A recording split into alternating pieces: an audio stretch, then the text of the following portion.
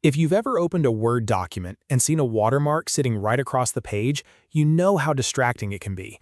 In this video, I'll show you exactly how to remove a watermark in Microsoft Word in just a few clicks. This is a super quick fix, whether the watermark is from a draft, a template, or something you no longer need on the final version of your document. And if you find this tutorial helpful, make sure to hit the like button and subscribe for more easy Microsoft Word tips. Let's get started. First, open your document in Microsoft Word. Once the file is open, look at the top ribbon and click the Design tab.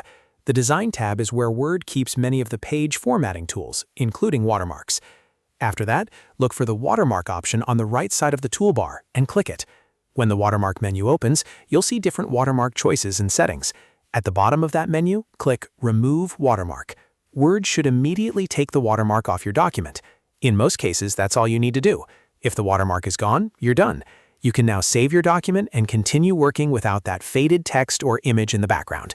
If you don't see the change right away, just click back into the document or save and reopen it to confirm the watermark has been removed. This method is the fastest way to clear a watermark in Microsoft Word, and it works great when you want a cleaner, more professional-looking document. It's especially useful for reports, resumes, business documents, and final copies that need to look polished. If this video saved you time, please give it a like, subscribe to the channel, and turn on notifications so you don't miss the next quick tutorial. Thanks for watching, and I'll see you in the next one.